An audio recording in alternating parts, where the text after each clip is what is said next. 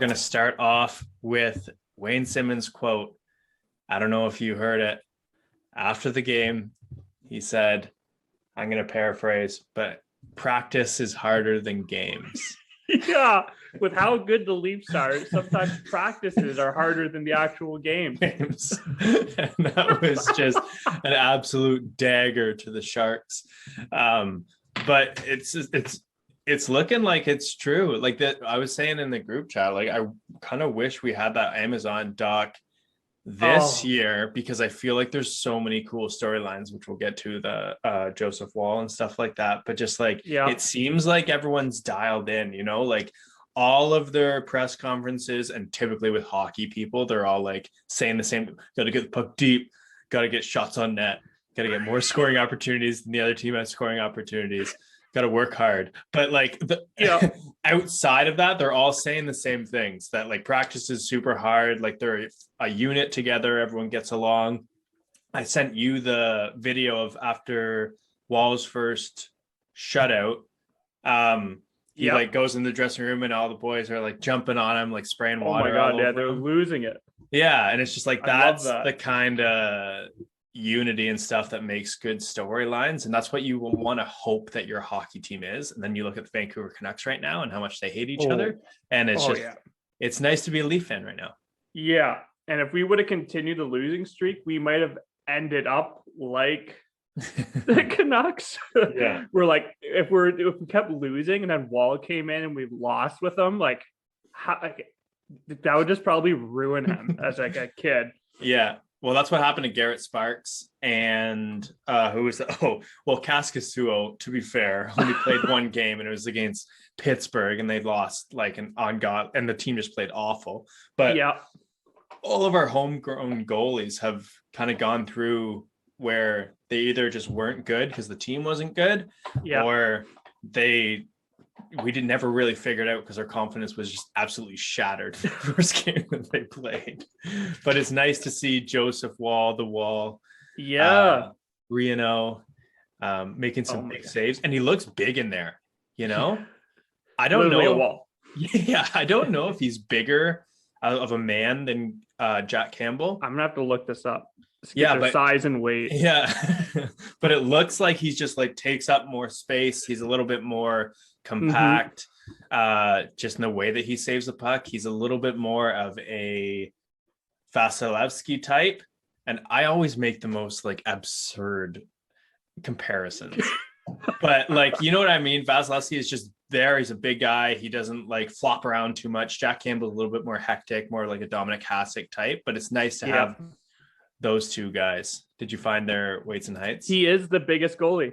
He's 6'4", 205, and Campbell's 6'3", about 205 as well, and Mrazek 6'2", 190. Wow, we haven't heard the announcers say how big our goalies are yet. Oh my God. Let's wait for the next Flames game. They're going to be like, Markstrom and Vladar and Wall, they're just so big, so big. Those are some big boys out there. Some big boys, and they'll probably mention it 15 times during the game. God damn. But Simmons, going off that quote that he made, he's looked awesome, eh? Got his first goal. I'm so happy. Like, I felt like he's just been dying to get it. Now he finally slotted it home. Yeah. It's a nice tip. So yeah, such a Wayne Simmons goal for him to score too. Just in front of that, tips it, and then he's just like, this is celebration. It's like you're playing Chell. Yeah, exactly. Yeah, the robotic, and then just skates into the boards. Just slowly drifts into the boards. Yeah, the classic Chell celebration from NHL 99. Oh yeah. When Wayne Gretzky was on the New York Rangers, I think their top line was and then Martin Straka was on Pittsburgh. I don't know why I remember those two specifically from that. I feel like Martin Straka had like a bit of a, in that game, the wraparound. No, that was 2002, I think. The wraparound, you could score every single time. Every time. Yeah, you just skate around like what Nylander does, but you go for the wraparound shot. Yeah, classic. Have any Leafs scored a wraparound goal this year? I don't remember one. So that'd be an interesting one. I feel like Matthews tries all the time. I think he's the only one who's ever tried. Yeah. Who else is Willie? You know, he's just going to go all the way around. Yeah. And everyone else, it's just like Pierre Engvall should try, because he could like be at the other side of the net and just use his stick as like a just maneuver it in. Oh my gosh. Yeah, and he still looks so awkward out there, right? But like he does all right, but he's just I wonder if he gets chirped for it. Like, what do the boys tell him? Yeah. Yeah. Hey, good try, man. Good effort out there, bud. Yeah. Yeah, Sandin and Liljegren and Spezza and even Kampf, I think. They're all just like, dude, you make more money than us. Yeah, this is bullshit. Oh even Richie. Shit. Well, he's played a little bit better the last couple games. He picked up an assist last game. Yeah. Still some dumb penalties. Yeah, still some like, what are you doing? Yeah. He got away with a couple too, but you're like, oh. Yeah. Well, in the playoffs, he'll get away with a little bit more. Well, that was kind of what you would hope for, but yeah. It seems like the boys really like him though. Like when Matthews was mic'd up, you heard a couple times like him like saying shit to Richie, calls him Rich, and like I hope they call him Big Rich. Big Rich. That is, I was thinking of like, I hope they do. But like it just seems like, and they're always talking on the bench, like, so it's good because in my head and probably your head too, it's like you're just always thinking when he's out there with Marner and Matthews, like the boys must just be like, oh, not a game. Okay. Great. Like, can we have anyone but this guy on our line? But it seems like, so maybe there is some things that we're just not noticing, not paying too close attention, that he does good off the puck. Mm-hmm. And the fact that third line, when he slot down in there with Cash and Kampf, is still so productive offensively and defensively. Like he fit in there. Yeah. Yeah, and it shows that he probably has some defensive prowess too that we're not giving him enough credit for, because no one notices that stuff. Yeah, that's true. It's not a stat that you can flip up. And I just keep telling myself, I'm like, I know he's going to be really good when the playoffs come for the team. Maybe not like stat wise, but like he's going to be what we've been needing in the playoffs. Yeah. I keep telling myself that, so I'm really hoping. Well, hopefully he's like that Jean-Gabriel Pageau or Brassard or Ward that 1 year for San Jose. You probably remember that year that he was just lighting it up, but like put 2 points in the regular season. Hopefully he's got that in him where he can just like, because the game is won in front of the net and in the corners, that he can, and it slow down a little bit. I'm kind of hoping that too, but for 2.5 million, I guess we'll see. Worth it. If we get a cup, you're like, oh, wow, what a sick move. yeah, exactly. But I am betting now, based on what I've seen him play like, is that this will be, I think it's this year and next year, this will be his most expensive contract in the rest of his NHL career. Unless something crazy happens, I think 2.5 million is his cap for sure. Even if he wins the cup, like I don't think people are it's not gonna up his value, I don't think. Yeah. Especially because it's such a fast game now. You know, like 10 years ago, he would be a lot more like, I mean, Luke Shen was taken early in the first round just to show like how much more valued size was back then versus now. Yeah. Like Luke Shen would be a second round draft pick if it was now. And by Dubas, he wouldn't have even been picked because we don't pick anyone above 6 foot. Oh my God. But yeah, Simmons looks awesome. Kasha looks like, thank God he took a maintenance day. That guy needs more. Honestly, just give it to him whenever he needs. Way too intense of a player. Oh my God, he's just chucking himself at everything. And you're like, I love it. But yeah, thank gosh for these maintenance days. Yeah. So, and Semenov got to play. Semyonov. And they have Clifford up with them now, because the cool thing about that trade is that he's waiver exempt now. So like they can send him back and forth and not have anyone claim him. Oh, that's huge. Yeah, which is nice. And just to have like another presence like that in the locker room, like it must just be like such a good time. It just seems like all the character players we have. And like 3 years ago, we were talking about how we have no character players. Yeah, that's true. Right. So now we got like 3 guys that will throw down the mitts. We got Simmons, Richie, and Clifford. Yep. And I mean, wouldn't you love to see Engvall do it? Because he'd be like I want to, yeah. Wouldn't it be like the Rock and Sock and Robots where like the neck pops up, but it starts up, you know? Because so like you can't beat him because it's just like, how can you beat me if there's nowhere higher for it to go? You have to be like, come on. Yeah. Unless you're on the Calgary Flames because they're all very tall. Oh my God. All right. The defense is shutting it down too, especially the Islanders game. Granted, Islanders suck, but they looked awesome. And then the LA game, like we've led. LA game was just pure domination. Yeah. And the cool fact that I had about the LA game, we out-hit LA. We out-hit a team. Yeah.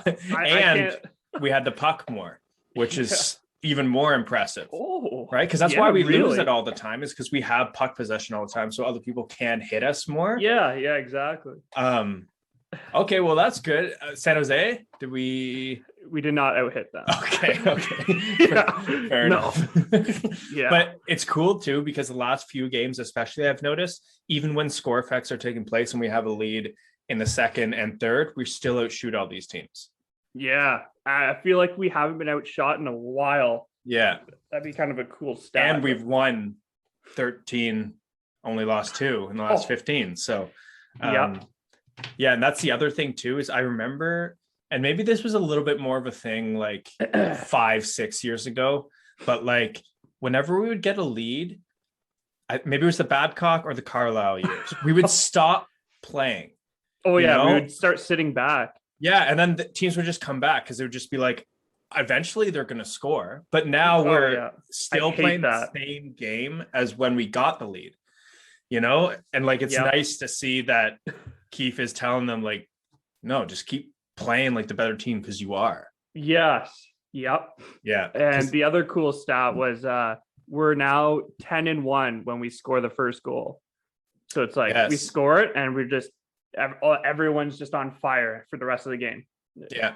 And what's even, I guess, cooler about that is like, that's only 11 games. The other games we haven't scored first and we're still, I think, over 500, right? Or hovering around it. Which if you can keep that till the end of the season, you're golden. Right? Oh yeah. Because if you can keep it 500 that way and then win almost all the games you score first, you're going to have a very high record, which is what we're seeing right now. I think we're tied with Florida and Carolina and someone else.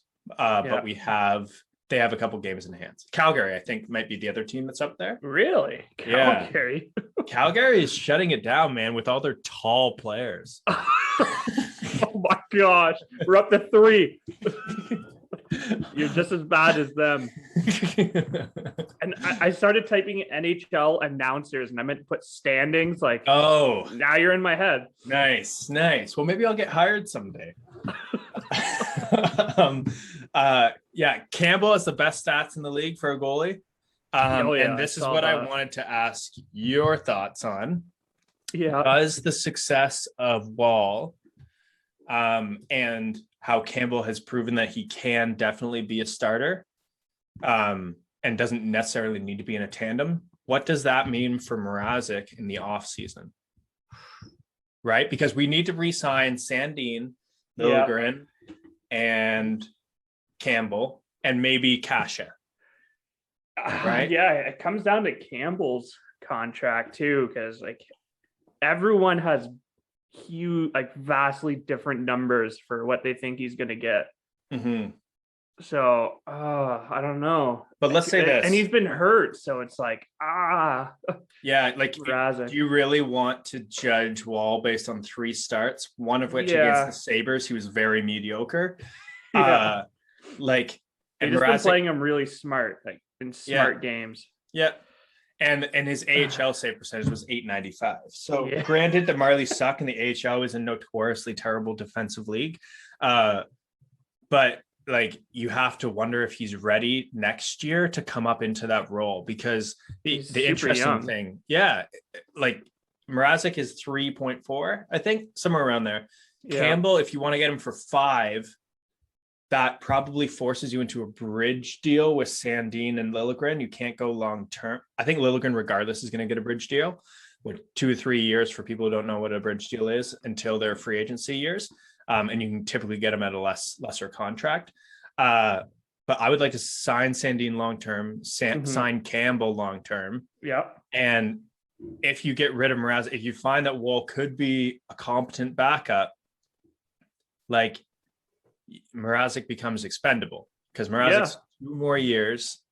And if he's there for 2 more years and you sign Campbell long-term, then Wall is not going to get that NHL shot that he needs to take the next step to be possibly an NHL or a next NHL starter. Yeah. And like leading up to the season, we just kept talking about how Mrazek and Campbell were going to be like 50-50 playing time. But now Campbell, like since because of injury, he's taken the lead, and he's just proven he could be like a main starter, and Wall could just come in like the periodic time, back-to-backs and a couple rest day games. Yeah, so I feel like Mrazek's even less now, because I think they had him just in case Campbell might not have been the guy, but now like he is. So yeah. And now, I don't think we need him. It's tough too, because you want to get a little bit more. I think you have to expect one of Campbell and Mrazek's going to get hurt for at least a little bit for the rest of the season. And that'll be the time when you really test Wall, especially later in the season when teams are playing a little bit more for the playoffs and have a little bit more intensity. That's when you test him to see if he can be worth it. Yeah. The one thing too is if somehow you figured out a way to keep Mrazek and Campbell as a tandem for 1 more year and then have Wall come up, it might be a little bit better, a little bit safer option. But it's going to also depend on what happens in the playoffs, because True. Campbell showed that he was definitely like a top 10 goalie in the league in the playoffs last year. So if he can stay the course, then you really, like, you're paying your backup $3.5 million that you don't really need to. Yeah, that could be definitely going elsewhere. yeah, exactly. And with all those guys coming up, I think we can both agree that we would rather Sandin, Liljegren, and honestly, probably even a guy like Kasha than Mrazek. But that's also because we've only seen him, 1 game? 2 maybe? Yeah, 1 or 2. And the 1 wasn't very good. Yeah, the one he kind of struggled in, and then he was hurt. And you're like, oh my gosh. Then he came back and he played all right, and then he was hurt. Like, oh. So it'll be interesting to see when he does play more, if we like get a little bit more connection to him, because right now he's just the guy that gets hurt. Exactly. But I don't know if it's the smart move to do that. It will just depend on, like you said, what comes down on Campbell's contract. Like I could see him demanding up to like $6 million and getting on the open market 6.5, 7. Like you could see him going out and getting something like that. At the same token, you saw because it's like there were so many goalies coming up in free agency last year. Anderson signed for like 3.5 or something like that. And Nedeljkovic has a lower, like all the goalies were around there. So maybe the market quite isn't there for that high. 5 million would be an awesome number to get him for like 5 for 5. 5 for 5. And I think he's 30 now, so that'd take him to his 35. So maybe on the last 1 or 2 years, you're a little, but that's when Wall can come in and Campbell becomes expendable or a backup, or they do a tandem thing, right? I know we're looking a little bit far down the line. That's such a he's 29. 29, right? There so 34. So goalie can still be top notch at that age. So and Mrazek's the same age. Yeah, and I do like Murat. I do, from what I've seen of him like talking and stuff like that, it seems like he's just another guy that is just like a gamer. Like he gets pissed off when he fucks up, like he really cares. So that's always good in the playoffs too. You want people like that.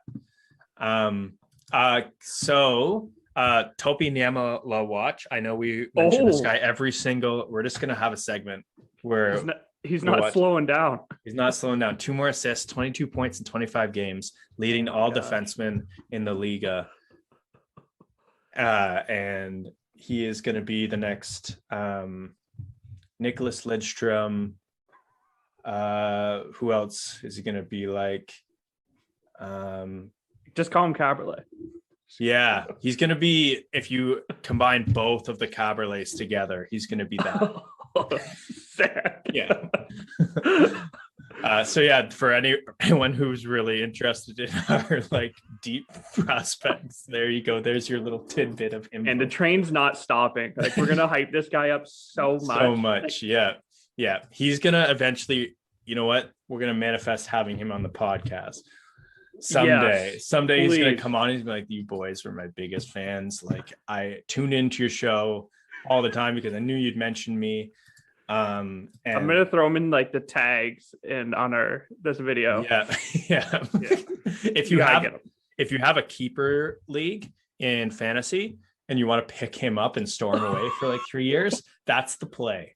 Yeah, that's the play. If you only get like pay off. Yeah, if you get like 2-3 keepers, and like let's say you have McKinnon, Matthews, McDavid, you only have 2 keepers, but you have Niemela as well, you have to let one of those McKinnon, Matthews, and McDavid go. It just makes sense. Yeah. For the long term. The long term. Yeah. Any other big or interesting stories in the NHL recently? In the NHL in general? Yeah, that you have been paying attention to? No, the only things I catch is just like the morning highlights on TSN. So I haven't really looked at the league in general. Let's just type NHL in. Well, the Sens suck. Habs suck. Canucks. That's been suck. awesome.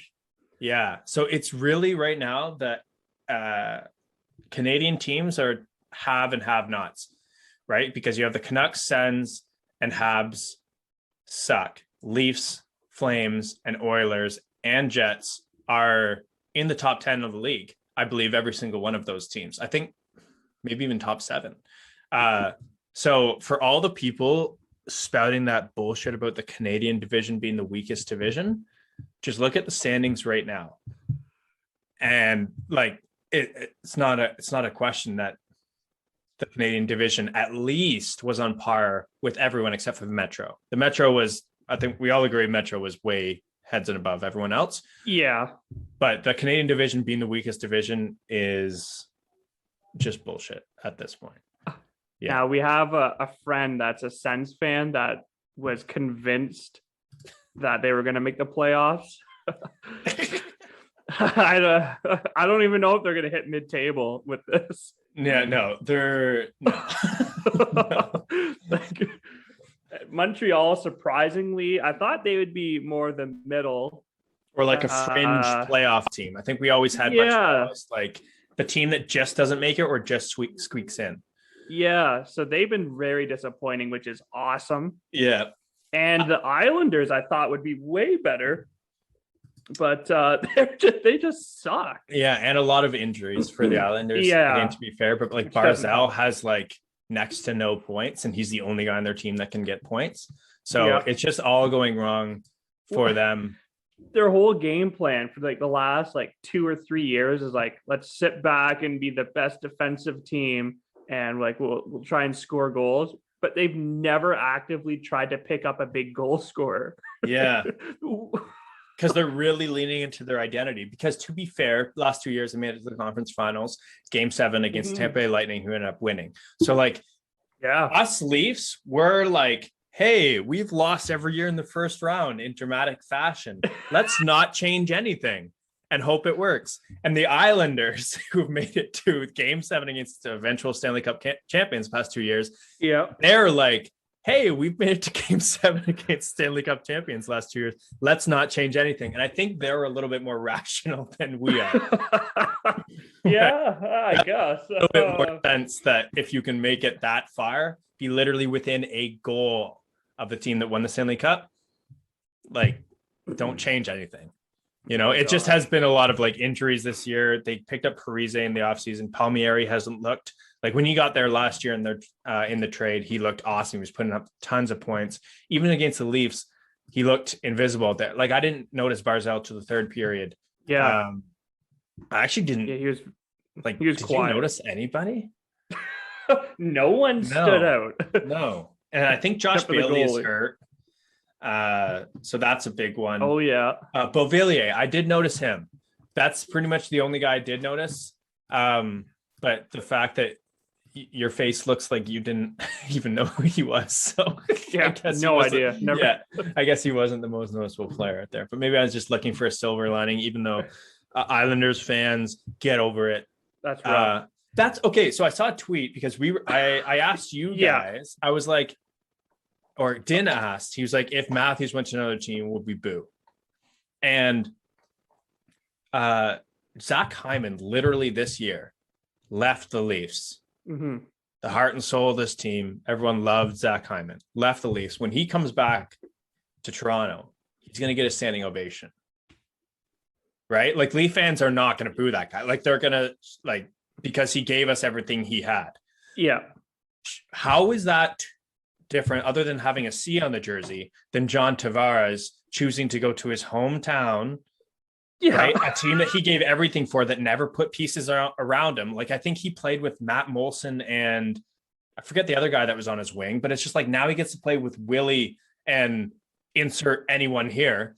Like it's just Matthews, he doesn't have to be the first line. It's just ridiculous that these people. And he was there for so long too, where it's like, if he would have done it after like 3 years, you're like, oh, okay, like F you, like drafted you. But no, he was there for like 7 or more. Yeah, of a terrible Islanders teams for that entire. Just carried made the playoffs twice and lost in the first round, both years. So it's just ridiculous because like it was interesting to think of if Matthews left. It depends how he left, I think. Yeah. That would matter. But like Zach Hyman, what now what? I was gonna say, I don't know if it's like this in hockey, but like if Matthews would go to like the Sens or Montreal, then I'd be like, oh yeah. But it'd be if John Tavares went to the Rangers, it'd be a little bit more understandable. Yeah, a little bit more understandable. Yeah, no, that is a good point. Like if Matthews, but there's no way. Yeah, your hometown. Yeah. There's no like if he went to Arizona, I'd be like, buddy, you're obviously in it for a paycheck because there's no way Arizona is going to be ever good. So you're just going because you want to be at home. But like the thing with those guys is they have so much money, contrary to what Adam Wild and I'm forgetting the guy he has a agent Profit. Wow, I cannot pronounce that right now. They're talking about how NHL players actually don't have that much money, blah, blah, blah. Like if you make 3.5 million, you're only taking home like just over $1 million, like, oh, boo-hoo. But like Austin Matthews is not going to be a guy that's ever going to have to worry about money. So like living in Toronto for half the year is awesome. And then he gets to go wherever the fuck he wants to go, live in whatever house he wants to live. So it's not as go hang with the Beebs. Yeah, go hang with the Beebs in LA. Yeah.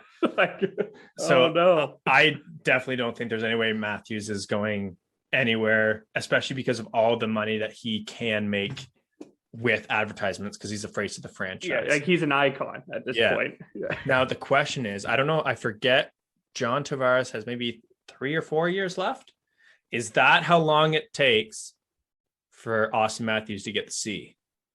Does Austin Matthews get the C next?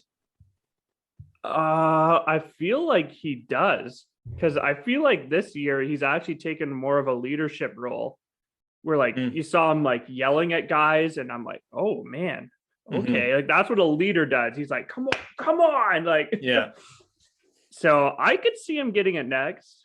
Yeah, I heard Morgan Riley maybe now that he signed the contract. Yeah. But Matthews. Are we totally against Willie for the C? I don't think he gets it, but he's still. No, I don't think he gets it, but I think we would all. For those who are wondering where my hockey jersey is, I finally got my Nylander jersey. Nice. I'm finding a place to hang it up. Don't worry. Can you put a C on it? Yeah, I will take the C on it. Okay, nice. Okay, cool. Yeah, put it in the Willie corner. The absolute legend. The GOAT. Yeah, he gets his own wall. Yeah. Willie is... He's still my favorite. Like, he's so good. He's so... Oh, my God. He's so... Even his goal last night, it's just so good. And to all the people, and you know who you are, who were in the past, Willie doesn't try. Willie just wants all the money. He's just... All he cares about is the money. I hope you all have a nice bath with some bubble baths in there, some lavender, some Epsom salts. Yeah. And just shut the fuck up. just have a nice bath and shut the fuck up. That's beautiful. Yeah. Just sit there and think of Willie. Think of Willie the whole time. Touch yourself, don't touch yourself, whatever makes you happy. But whatever it is, think of Willie and think of how wrong you were. Yeah. And how amazing that contract looks right now. Oh my God, it looks so good. It looks so good. We'll have to do on like a pod later on, just like the comparison deal. But like, I just remember when he signed it, it's like, well, he's gonna have to live up to these three guys. And you're like, oh. I think one was Nick Ehlers, and then Pasternak was another one. Yeah, I forget who the third one was, but those two guys, he's better than Ehlers, partially. Like, Ehlers is still a really good player, and Pasternak are. It'd be blasphemy to say I'd rather have Pasternak. So I'm gonna go Willie, but Pasternak is an amazing player. Yeah. So yeah, Leafs 13-2-0 last 15 games. I don't see it stopping anytime soon, but I do want to just say that if the Leafs go into a bit of a skid, don't overreact, people. They're showing right now that they're a top 5, at worst top 10 team in the NHL, and they're gonna lose some games. It's gonna happen. They have a tougher part of their schedule coming up, especially because they started a lot of the season at home. They're gonna have some road games. They're gonna have to play Florida eventually. Carolina, there's a lot of really good teams that we're gonna have to play more. I hope we don't have to play Pittsburgh anymore, because I don't know. And hey, if we play Pittsburgh in the first round of the playoffs, I'm gonna cry.